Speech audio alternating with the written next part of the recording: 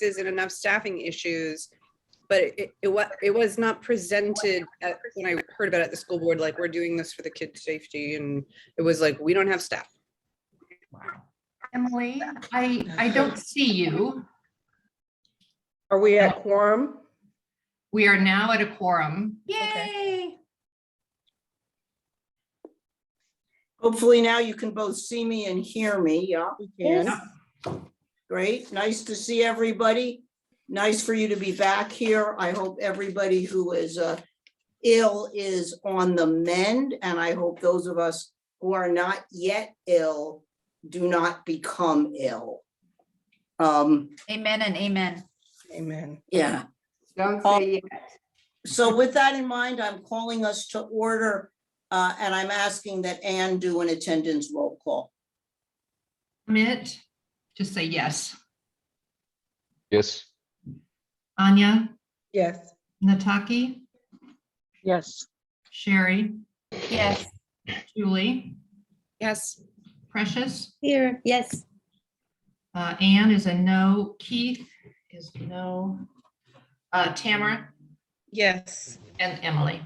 Yes. Okay. Okay, so with that, we move on to the approval of the minutes. Can I have a motion, please? I move to approve. Okay, second. Second. All right, all in favor of approval of the minutes, please just stick up your hands. Sorry, who was the second? Me, Precious. Precious.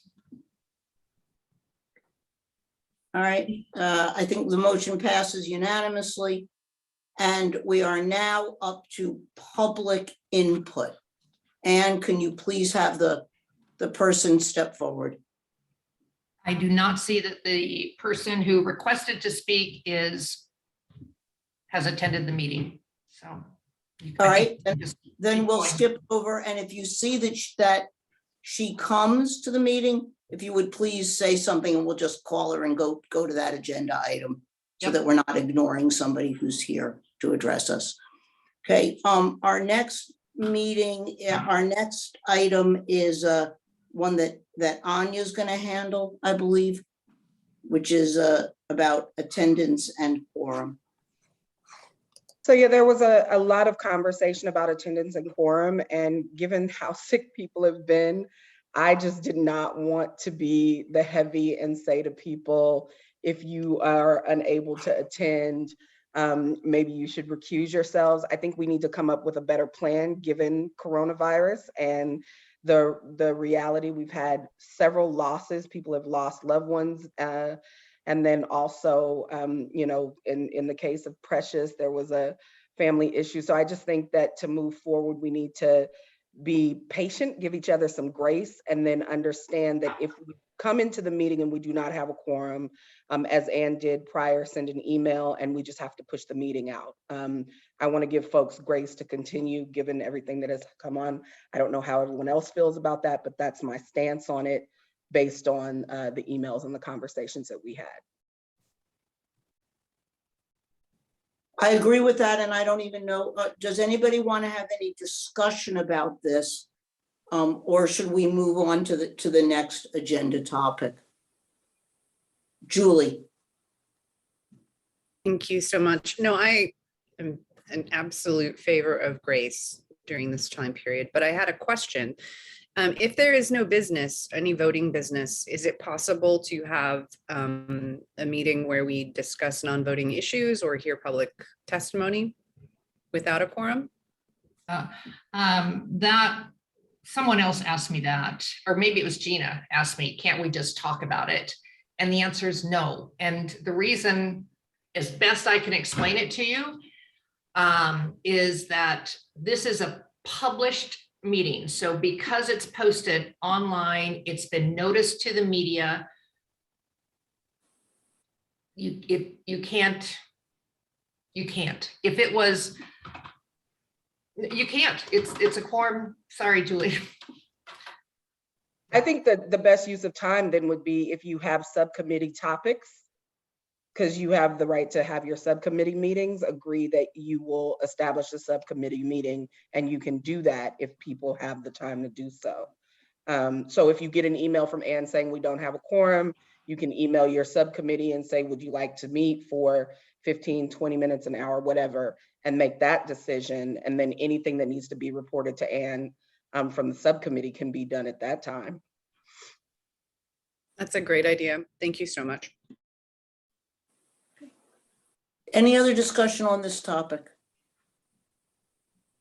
Okay, then moving on to the next item, which is to discuss the February report presentation to the City Council.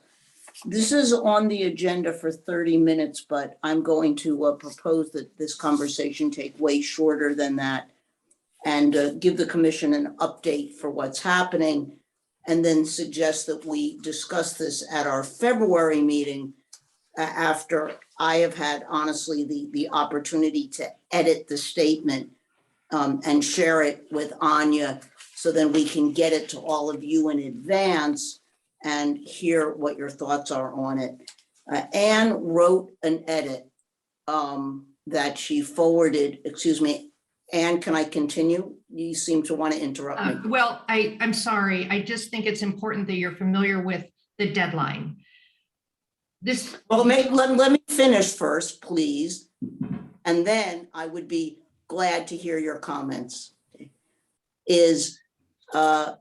Anne had written a statement for the City Council and had forwarded that to both Anya and I.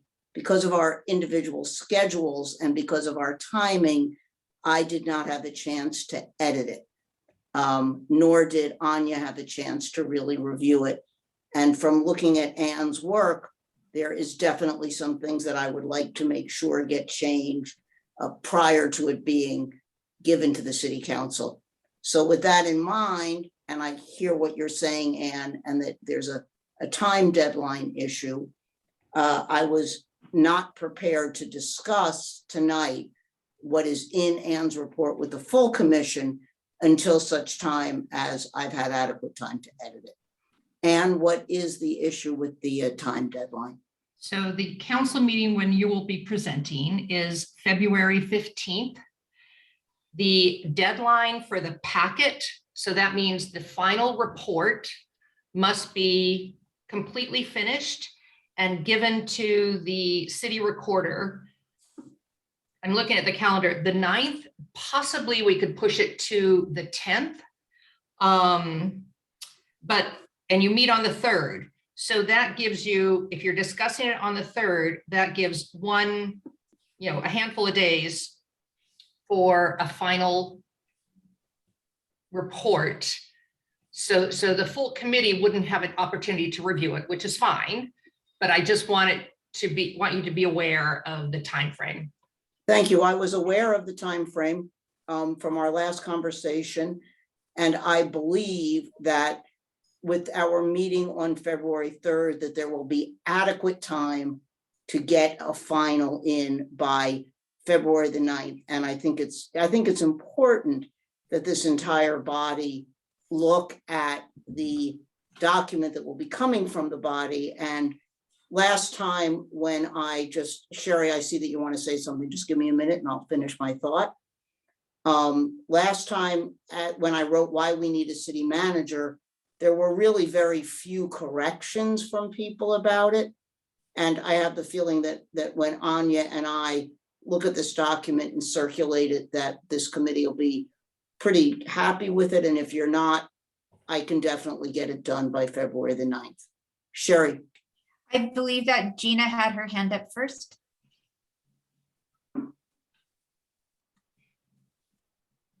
Thank you, Sherry. Thank you also, Emily. Emily, I'm glad that you see the need to have all the commissioners look at it. I completely agree with you on that, so that you have a consensus and you're all together with that. Something I just wanted to say, when this commission puts their heads together and works on what's going to be presented, what I know that council wants is just a recap of where you are, and more importantly, where you want to go. And to be able to have a DEI manager, coordinator in-house, in place, so that the city of Ashland will be able to look through an equitable lens so that you can reach the goals, I feel is so important. And this is the track that you're on. So to be able to have everyone share that's in this body and be able to present it to council is so important. And I believe you're on the right track. I look forward to seeing the edit and I look forward to seeing the presentation. Thank you. I also want everybody to know that I will get the information to you in advance. So it's not that on February the 4th or the 3rd, I don't remember the date off the top of my head, it'll be the first time you'll be looking at it. I'll make sure that it goes out to all of you, or Ann sends it out at least a week in advance. I think Anya, that'll give us enough time. Great. Sherry? That was my question. Will we be able to see it in advance? So thank you, Emily, for anticipating that. Yeah, I think the only thing that I request that we all do or agree to is that the time, not necessarily the timeline so much as the sequence of what that document is asking for, so that we don't get ahead of ourselves. Sherry, I don't know if you had an opportunity to look at the notes, because I don't remember if you were at the last meeting or Tamara, but what came up was this sequence of asking for conciliatory services and me making a recommendation that we're just not ready for that.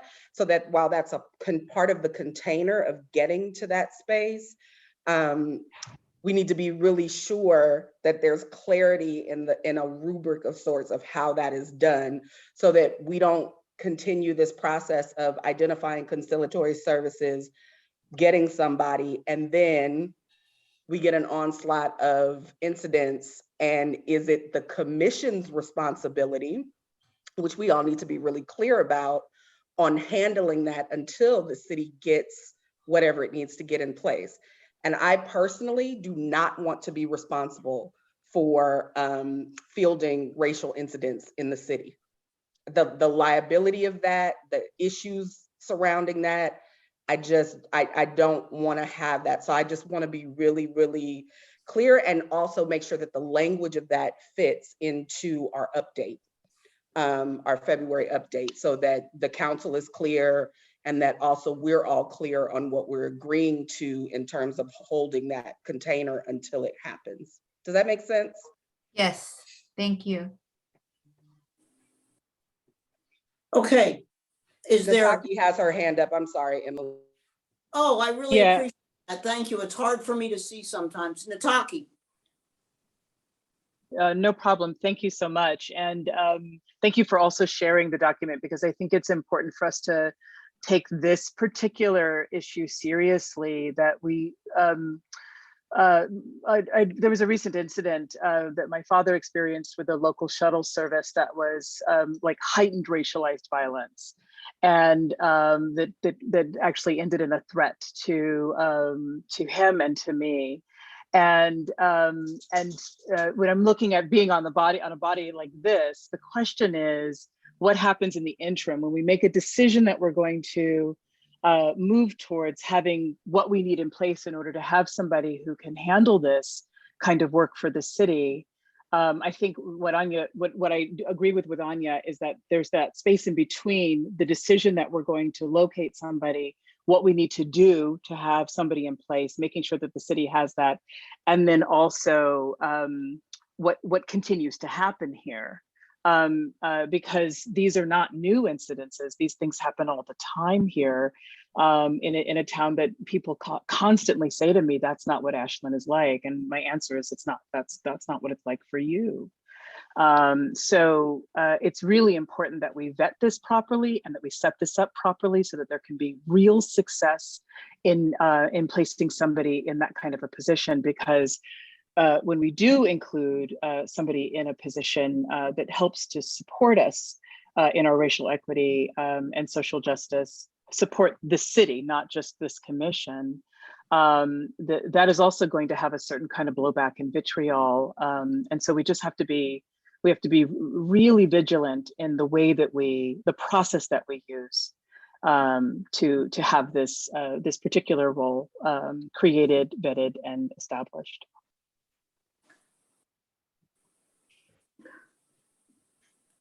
Nataki, I am glad that you raised the inherent problem, as I see it right now, in what we are being asked to do. Because the 8 of us or the 10 of us could no more handle the situation that you are describing in an adequate way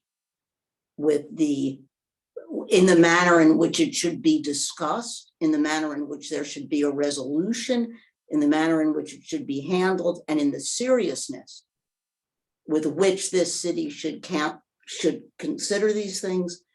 So what I don't want to happen, and this is a very strong feeling, is that we take on things that we are not constituted to do and that we should not be doing, and that we use this as a platform for the city to do what the city should be doing, as opposed to just kicking it over to us who all have other jobs, other lives, and say, okay, now we've done it.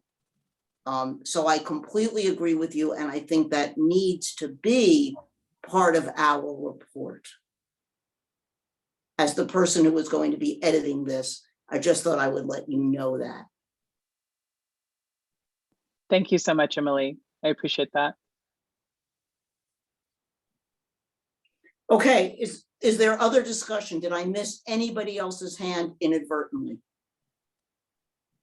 Seems good. Okay, our next message is from Precious, actually. So I'm going to get to hand this over to Precious for discussion of SERJ participation in selected annual holidays. Precious, do you want to talk about that? Sure. My brain's a little foggy because I've just been caretaking so much these last 2 weeks and haven't got proper sleep. So I'm going to try and think back of what I wrote in the email prior to the holidays. But I was thinking of possibly choosing maybe 2 or 3 holidays that each year our commission chooses to have some type of visibility or participation. So we don't have the pressure to participate in every single holiday all throughout the calendar year, but maybe since right now it's January and within this month or the next month, we could choose maybe 2 or 3 different events or holidays that we would like to participate in, and that way we could anticipate the way that we'll participate in it. And every year we don't have to do the same 2 or 3 holidays, but alternate. And with the way that the pandemic is, I think that 2 to 3 holidays might be quite a bit of work in itself. So just not that pressure of being there every holiday for every single thing, but getting down 2 or 3 that we think that we would love to show our commission, our participation. One of the ones that I had thought of and I wrote to Anya and Emily about is the in October, the Pride Parade, I think might be a great way to show our participation as a commission, and it's just a suggestion. Thank you.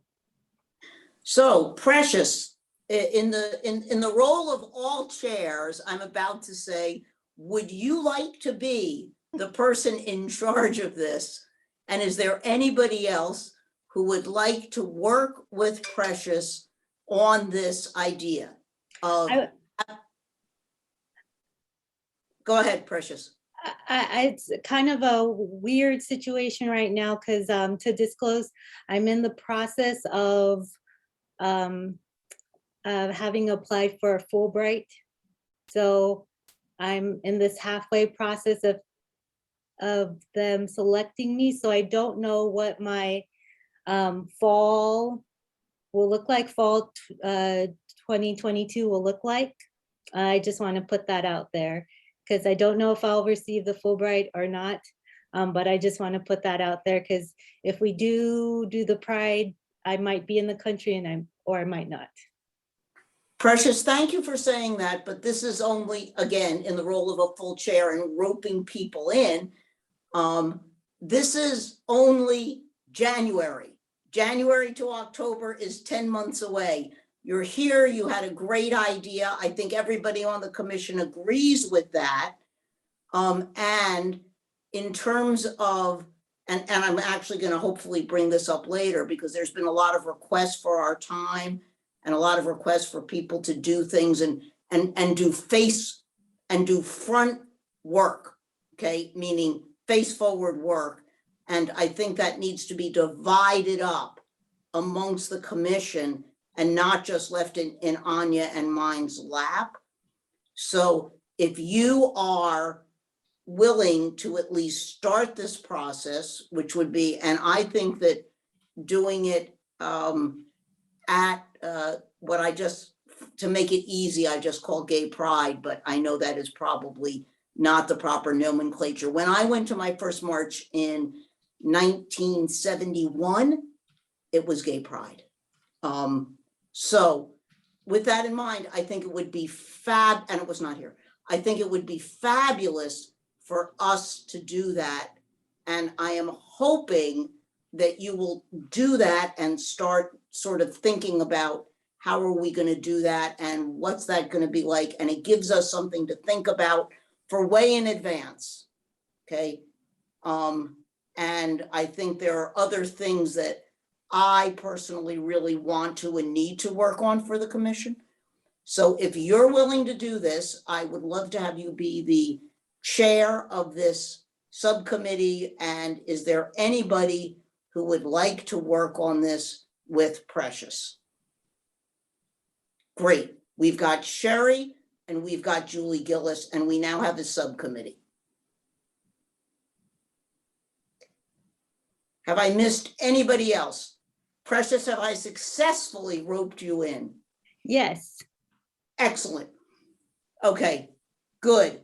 Then I think there being no other discussion about this at the moment, that we're ready to move on to the next topic, which is going to be taken by Anya, and it's discussing ED&I considerations, knowledge, and background as we move forward with recommendations for the city with respect to the DEI work that we all are going to need to do, both the city and respectfully ourselves, in terms of being on this commission, because you can always use, I can always use more DE&I work. I'm never done, ever. None of us are. And I think you. that's part of the message of, as we're thinking about the proposal to the council and how that proposal impacts the city attorney, the city manager, and the mayor in terms of when they begin to think about the creation of either a person or a department, whichever one they make that decision to do, how you vet and how you do that process. So in one of my many lives doing this work, which is why, or how I think in part I ended up at OSF, the consulting work that I did was to help people build a department from the ground up, or to do shifting of their existing departments. So, you know, DEI is one of these things that we always associate with race first, but there is also a cultural shift that has to go beyond race. It has to look at gender. It has to look at heteronormativity in cultures and systems. It has to look at the elements of othering and belonging that are really important, things around accessibility and accommodations.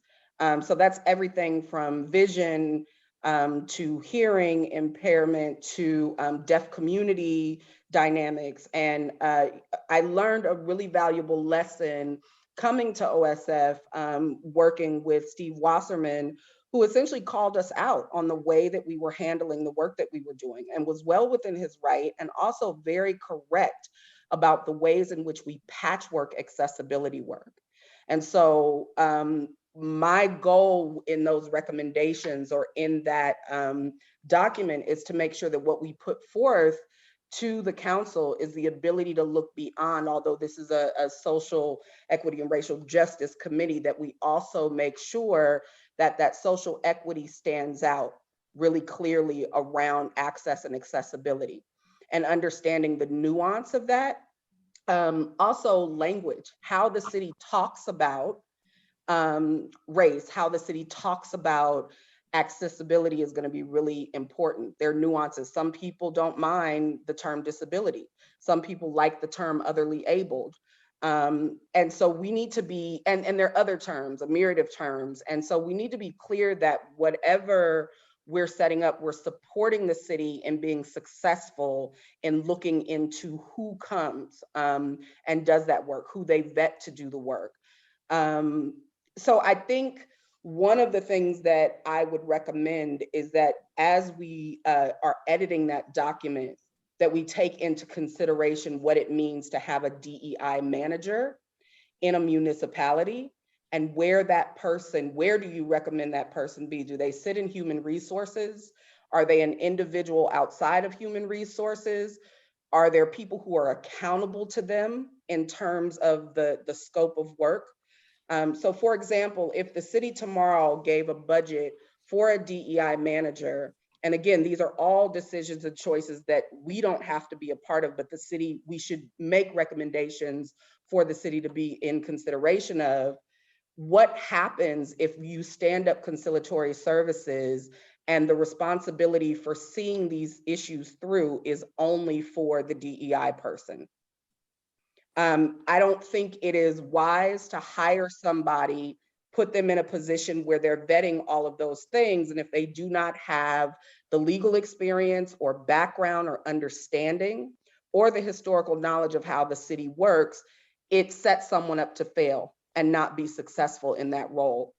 The other piece to that is thinking about, again, where they sit. Do they sit with the city manager, working directly for the city manager in that work? Is there a accountability process to the council?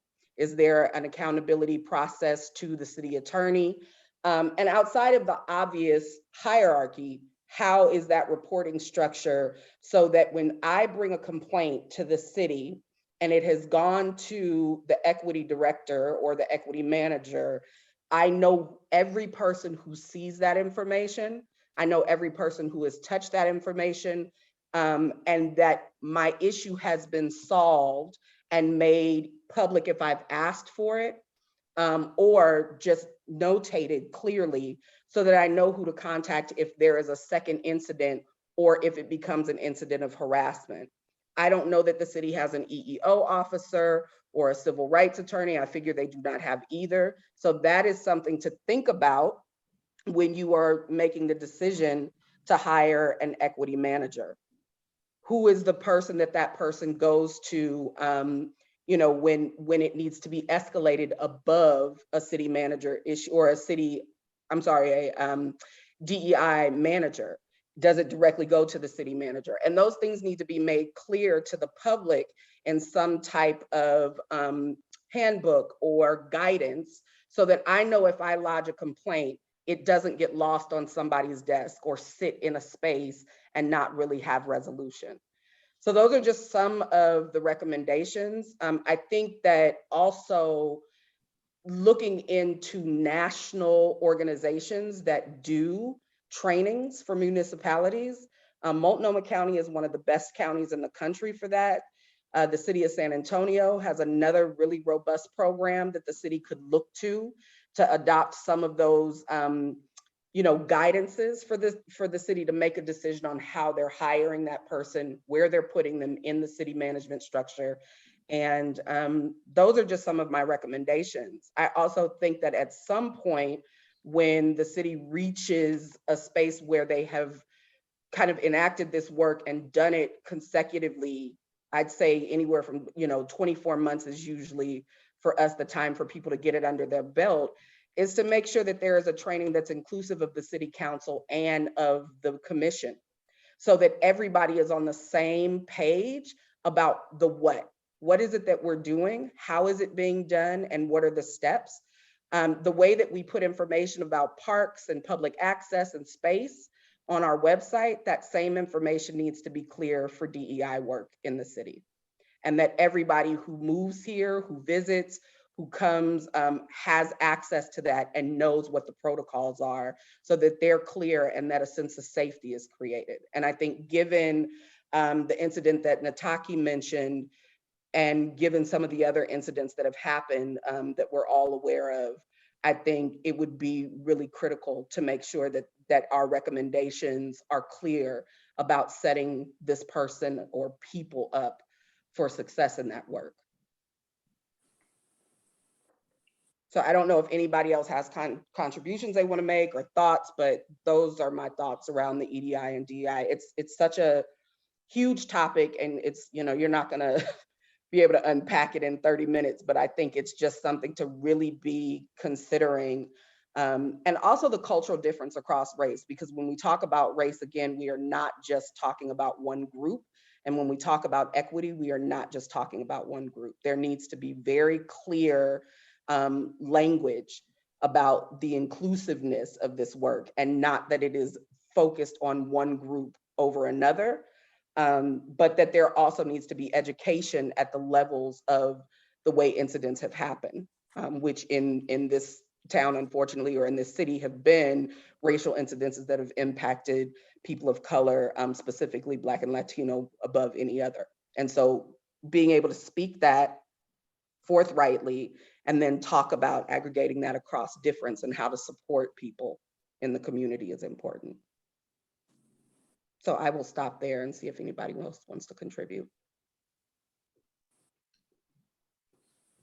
Does anybody have any questions or contributions or just honestly, even any thoughts about this in terms of the city of Ashland and ED&I? I mean, my sense is that, and Gina, I'm gonna maybe put you on the spot here a little bit because you are our city council person, but my sense is that most of the things that Anya just shared have not been thought of at all by the city of Ashland.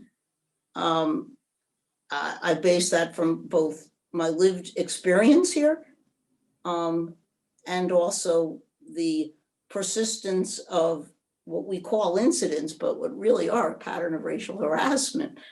So I think the city of Ashland just really hasn't considered most of these things that Anya's raising. Gina, am I right? Emily, you are correct. Anya, you are correct. I believe that this was brought to everyone's attention early on when it was requested that our HR director come in front of us and speak to this body, and she wasn't able to. However, she did answer the questions, and by answering the questions, it was clear that the things that have been addressed have never been put in place before. So I wholeheartedly agree that when you go in front of council, by choosing your words selectively, by doing this intentionally, that we are heard, that you are heard, and the council is held accountable. Accountability is so important in everything that you are doing as commissioners. So to be able to do this and present this in such a way, and you're heard, and the council and the city of Ashland are held accountable, I feel is very important. So I applaud you for your work. Anybody else?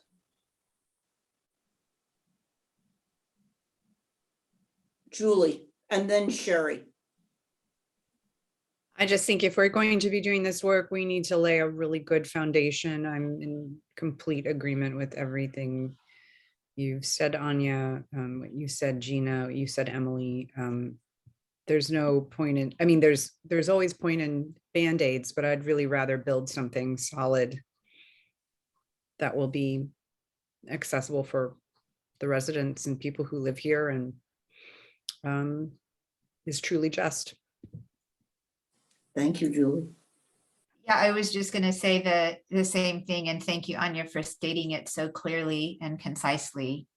You know, there's so many things to think about and so many places that need work, and it it feels to me like we're on the, like everybody here wants to do the work. I mean, I certainly get that sense that everybody here wants to do the real hard work. So it's just great to keep seeing that reiterated, and and Anya, the way that you laid it out, I mean, there's already were so many things that I hadn't thought of. And of course, we need to think of all of these lenses to really make this truly good for the city. Thank you. And yeah, and that, you know, the last thing I'll say, and Emily and I kind of talked about this as thinking about the editing of the document is, you know, in truth, and I never, maybe this comes from my government background, I never saw myself trying to get ahead of something for a municipality that I don't work for. But in truth, I do want to save the city the burden, the hassle, the headache, and the embarrassment of what happens if you rush ahead. Early on, when we first started, I talked a little bit about action bias, which is something that most organizations are guilty of. We've got a problem, let's get a commission, let's fix the problem, let's get these people moving, let's get it done. But in that approach, what happens is you leave out the really important questions. And then you put something together that ends up dismantling and actually disrupting the work that you say you want to do. And so, again, that piece of conciliatory services, what we open the city up for is lawsuits. If we tomorrow put up a hotline and had people call to report racial incidents, there would be an onslaught of calls. And then people would say, well, see, we called the hotline and nobody did anything. And your conciliatory service person would be inundated. And given the work that Julie has done to try and identify people who would be willing to do this work in Ashland, most of the people who are from this area said, that's not what we do. We could do mediation, we could do this, we could do that, but we don't deal specifically with social equity and racial justice. And that's a bit of a flag, because what it means is, while there are people who we would love to work with, there's also people who don't want to be involved at that level. So it means bringing possibly an outsider in. And again, that opens the city up for, you've got this line for people to call and report, but you don't have an actual system created once the reporting happens. And that from my perspective, given the work that I've done, that has things like ACLU written all over it. It has things like, you know, class action lawsuits written all over it. And so for me, I think being really, really clear and having a very clear set of guidances so that the city can do this in a really clear way, a really thoughtful way, and both protect the citizens of Ashland, but also protect the city from being in a position where you're dealing with the kind of blow up of that. So I just want to keep repeating, that is why I'm saying, maybe it's a list of questions. Maybe those questions don't go with the first, document. Maybe we update them where we are, and then we say, for the next meeting, we would love to submit to the council a list of things you may want to consider and think about. Here's a list of questions you may want to ask as you're thinking about whether or not you want a manager who does that type of work and how they're connected to the existing city infrastructure. So I will stop there. Nataki, go ahead. Also thinking about that in terms of what you're talking about is creating a prioritization and a timeline by which things might happen. Because in my work, both in academia and in artistic leadership, the person in that position usually fails because all they are is a kind of garbage collector of terrible stories that happen to people. And so the way that that we thought about hiring our Anya, who is OSF's director of IDEA, was by removing that as the primary focus of their job and sort of placing in instead asking about what that focus should be instead of this sort of collector. And I think that one of the things that would have made me feel safer when I moved here in 2019 is even knowing that the city was involved in a kind of timeline process in which they were trying to meet certain points along that timeline so that they could get to a place where somebody like me would feel extremely safe, not in the anecdotal verbal safe where people say, well, Ashland is safe, but in the actual, in my physical body and physical form walking down the street, safe living in this town. I think, Nataki, I'd like to go back to something that you said before, regarding the way in which the city of Ashland views this right now. City of Ashland right now views the incidents as an exception rather than the rule.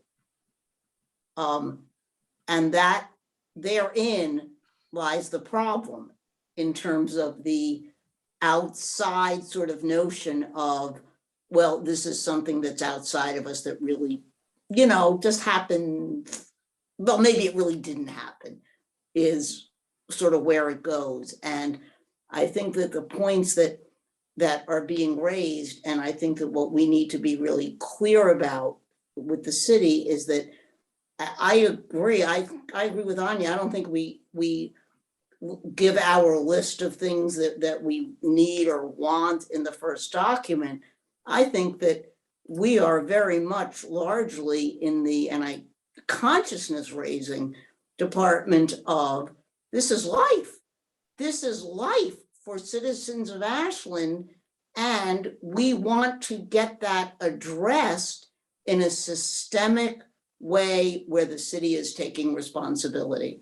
And honestly, I think that in terms of, I'm going to go back to what Anya called action bias, which I think is often a problem with people with white skin because we believe we can fix things. And I think that we believe that incorrectly lots of times. And I don't want us going into the check the boxes. So I think that our first job is going to be to say to everybody on that council is to say, this is a problem, it's a systemic problem, and the 10 of us can't fix it by ourselves. It's your job. And we've identified that an ED&I manager will be the structural way to do that, but they got to they've got to step up with the box to get it started. And we need to be speaking as loudly and as clearly as we can as to why that is crucial, that they actually show us that they meant something when they appointed us.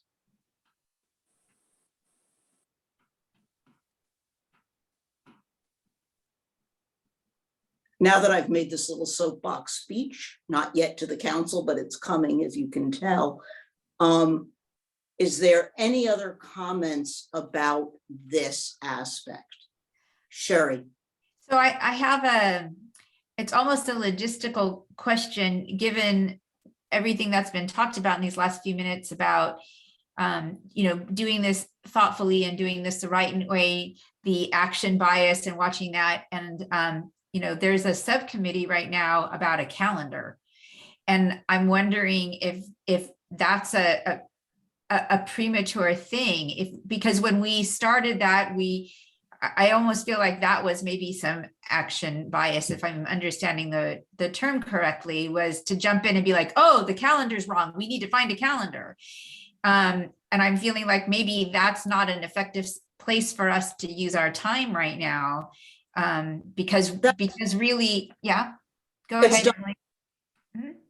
It's done. I don't think you were at the last meeting, but they've dealt with it and they have some kind of a new calendar to make it simple. Anne, would you like to give the update on that? Oh, good. Okay, good. So we don't need to spend any more time and effort on that. Okay. Good. All right. Anybody or anything else on that? Okay. So the next thing was to request the newly appointed city manager attend an upcoming meeting for a meet and greet. And then Gina sent out an email that said that she had gotten in touch with the person and I never heard the end of it. And the other thing I just want to say this is that I think that we need to have some questions prepared in advance like we did for Tina Gray. And I think that would be something that somebody could work on so that it's not just a hello, how are you? But that we are actually asking about this person's experience with ED&I and sort of just try to get a feel for, are we going to have a friend or a foe? And I mean that genuinely when I ask that. I also think, Jean, just let me finish before you answer my first question, that this may be something where, well, go ahead, answer my first question. I apologize. No apology needed. We're having a conversation. I did speak to Joseph Lazard, and I believe we have a friend. He is, has been in his seat for a matter of days. So the poor guy's being bombarded, and I'm one of those that bombarded him. And I have a meeting with him actually on Tuesday. And he knew about the meeting that was scheduled previously. And he was like, oh, I'm going to try to come, but he couldn't come. The meeting didn't happen. He too is looking forward to meeting this group of commissioners. I tell you guys are very popular. I told Emily earlier, I'm holding people at bay, wait, because everybody wants to meet you and they want to present and connect. And so what I was thinking is I'm very excited about February 15th when you do your presentation. And so because there'll be questions asked of Joe, perhaps we could have a designated date. And he can know that in March's first meeting that you have, in March meeting, maybe he'll come and he'll meet and spend time with you. That would allow you an opportunity to put questions together. You've already presented, so this can spark up a little food for thought for Joe. I am going to leave my comments and my opinions to myself and allow you an opportunity to fill in the blanks. Okay, I'm going to tell you how I translate that. I translate that into the dude's going to come in March. I think that would be awesome if the dude came in March. The dude thinks he's coming in February. So if you want me to push it to March, I will let him know.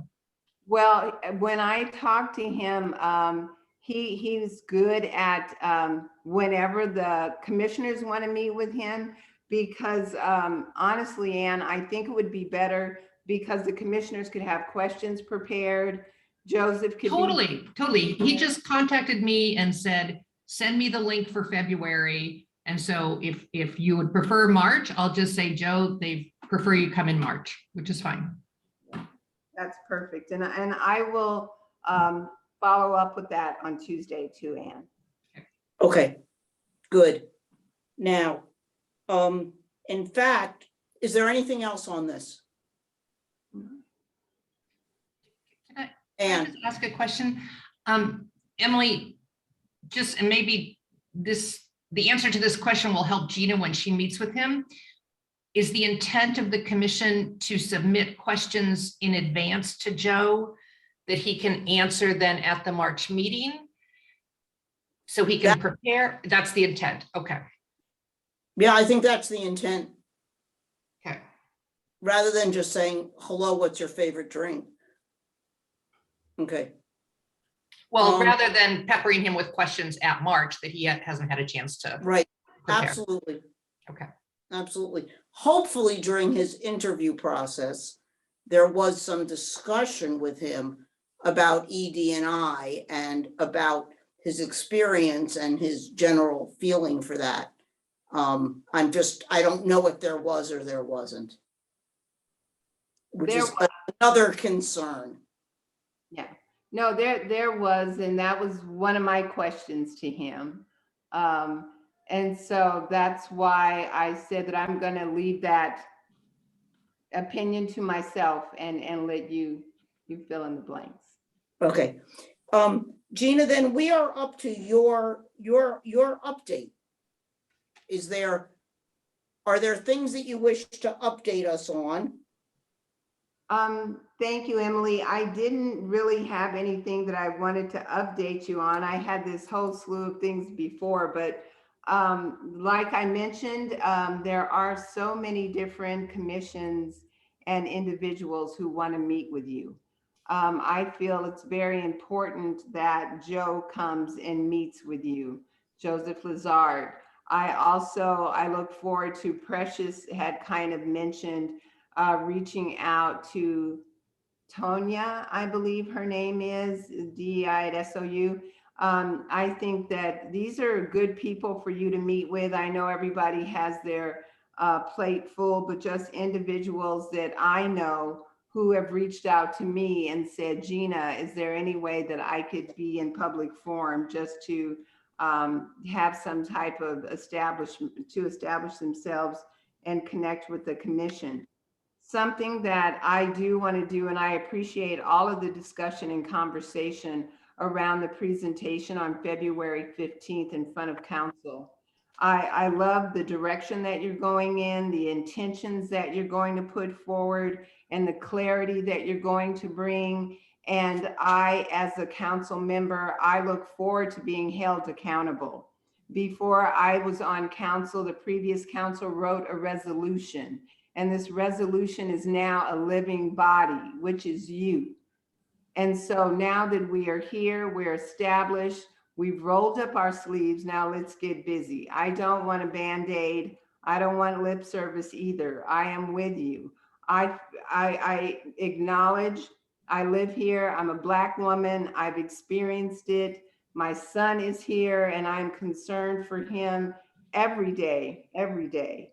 So because we're here, this body is together, this is what council wanted, then let's move forward. And I know that this body can get the job done. I look forward to that presentation, and I thank everybody for their hard work. And I'm very happy to see we've only had 5 meetings so far. And I just want everyone to know that in the short time of the 5 meetings that you've had, I feel like you've established yourselves very well. You're a new commission, and a lot of times it takes months, 6 months, 8 months, 9 months before a commission can find their legs, and you are finding your footing and you're moving forward. And I'm really excited to see where else we're going to go and what else you're going to do with the support of the council in the city of Ashland. Anne wants to make a comment, and then I do. Go ahead, Anne. Gina, did you want to speak to the commission about the council discussion at the December 7th meeting about the resolution? My recollection is specifically as they were adjusting the resolution, the one thing they did want the commission to be aware of is tracking legislation both at the state and federal levels. Do you remember? That is something that was discussed before. It's my understanding that Councilor Graham and Ty O'Mara were working on tracking that and doing that. And right now the council has not sorted that out yet. So I don't feel like it should be turned over to the commissioners as of yet. I believe that council needs to do some more work on that resolution and then it be turned over. Okay, I would say that nothing else should be turned over to us until we can get through what we need to do. Well, trust me, Emily, it will take a minute because there are some things that are happening on council right now that are just kind of moved up a little bit. So I don't want to inundate you with any more work. I feel like the commissioners you're all on the right track and you're all making great strides. And I don't want to hinder that. So that's not going to happen anytime soon. Okay, thank you.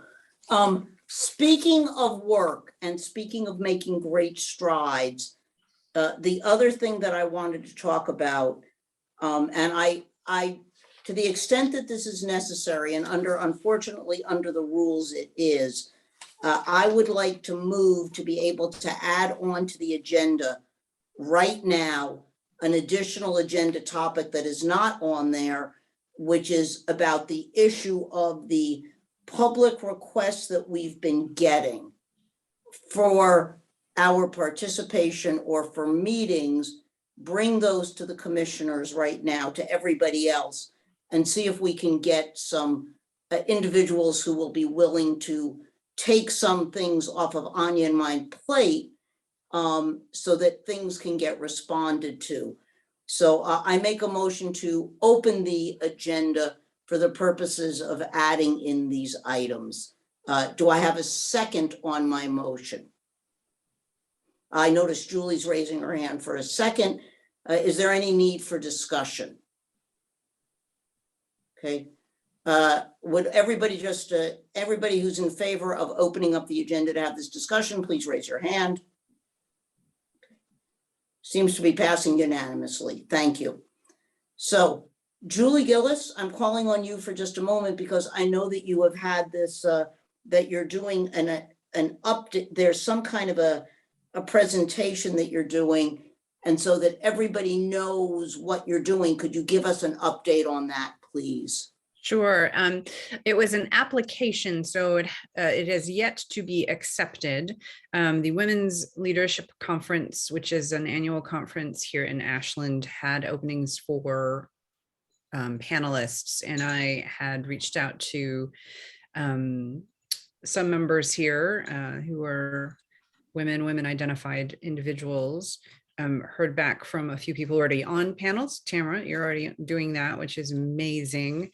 And a few of us are going to be, I submitted a proposal for kind of introducing what Social Equity Racial Justice Commission is, using case studies to describe the kind of work we may be doing and why that's important to remove external barriers for success for residents in our region.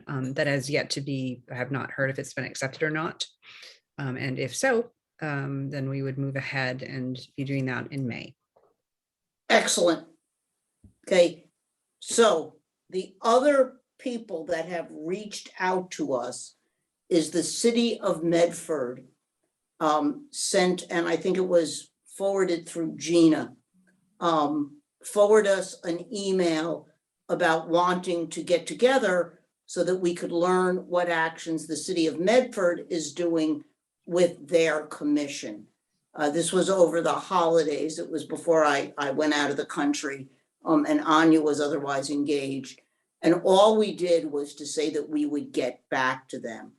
I would be glad to have Anne forward this email to everybody else on the commission and see if there is anybody else who would like to take on this work of having an interaction with the city of Medford's people from their commission to see what they're doing and to see if what they want to know from us. So all that has been done so far is to put it into a holding pattern. Is there anybody in particular who right now knows that they would be interested in doing this? Precious, that's a yes? Yeah. Wonderful. Thank you. And then Gina has her hand up. Who does? Gina, I think, wants to say something. Go ahead, Gina. Sorry. Thank you, Anya. So something that Emily is correct. There's people that are commissioners in different organizations, but I was thinking because people, everybody has a life. And is there a way that we can just have public forum and have this organization in Medford come and speak to the body in public forum? I know that we can have the Housing and Human Services Commission chair come and speak to this body in public forum, and so that they can have an opportunity to be introduced. And then if it wants to happen offline and continue the conversation, then we can. But I think it would be a time saver and an opportunity for the whole commission to be able to see these individuals and think, oh, this is their thought, or this is what they're doing. I heard celebration of different holidays that was brought up earlier. Well, if you have someone from a faith-based community that wants to come in and say something, or I was just thinking that it might be more beneficial to use the public space and have different people come, different groups come at different times. Gina, I think that's a wonderful idea. And I think that what we could do on that with this particular group already, because we've already responded, is I can forward the email to Anne and she can reach out to them and say, please come and talk to us at public forum. When would you like to come? I think it's a great idea. And it solves the problem. Anne. Yeah, I was going to suggest the same thing because it is an efficient way to connect with folks. The woman who wanted to speak to you this evening could not get on. She sent me an email. She now wants to come in February, and she's representing the Interfaith Council and wants to speak to you about a forum of sorts. So yes, so I had suggested to her the best time to come is to and speak at public input. So absolutely, as requests come through, send it to me and I will, invite people to attend public input and maybe schedule maximum 2 people per your commission meeting so that your public input time frame doesn't take over the rest of your work. So Emily, that'd be great. Send me her email and I will connect. Great, I'll absolutely do that. Good. Then the other thing is Anya, perhaps you could tell people what you're doing with the Rosa Parks Day and when it is with the Transit Day, because that's something else that we're doing where the commission is is public fronting.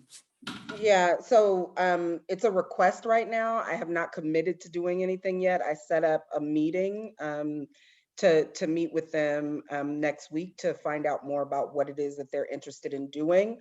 And then my goal was to email Anne afterwards to see how we get everybody involved in that. I don't know that I have the bandwidth yet because I'm not actually, as my boss shakes her head, I don't think I have the bandwidth yet. But what I will do is, because they did reach out and I responded, I will get a sense of what it is they're looking to do, and then figure out, the proper way to just let everybody know in between then and when the event is supposed to take place.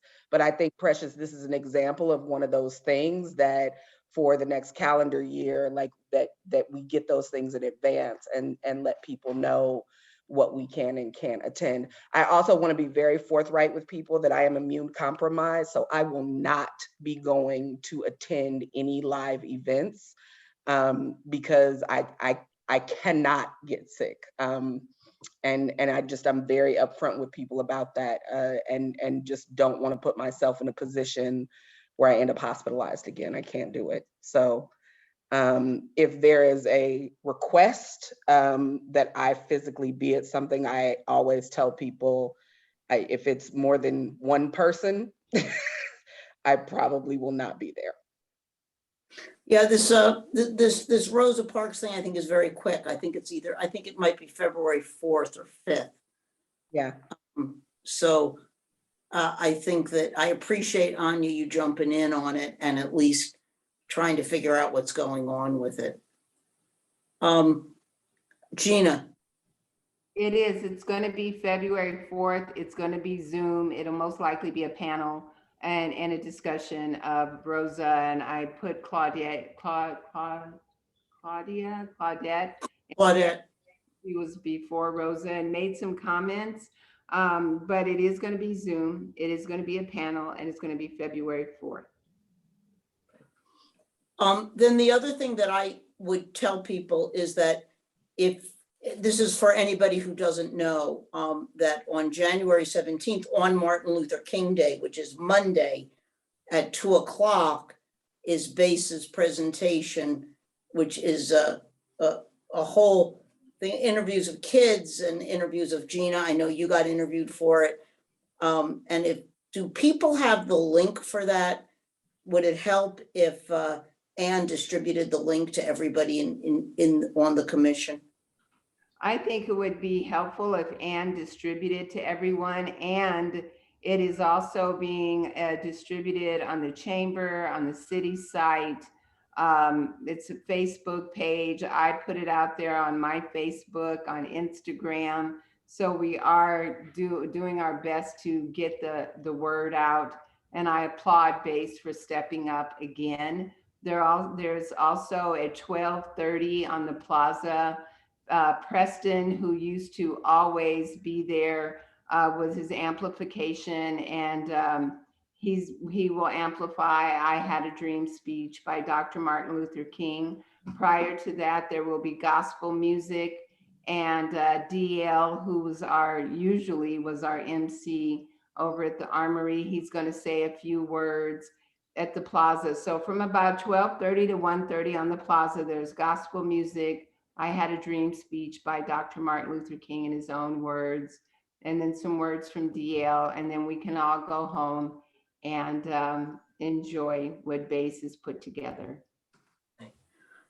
Gina, thanks for telling us about the 12:30 on the plaza as well, so that we can distribute that to our individual communities for people who maybe want to be there. I think there really is an issue with COVID and people going to things live right now. So I'm just sort of laying that out. Anne. So Gina, who at the city has put this on the website? I don't see it anywhere. What I did is yesterday the chamber got it, and I gave it to Joe and Melissa, and I gave them the whole rundown. I also gave it to the mayor. I gave him the whole rundown. Actually, I gave Melissa and the mayor.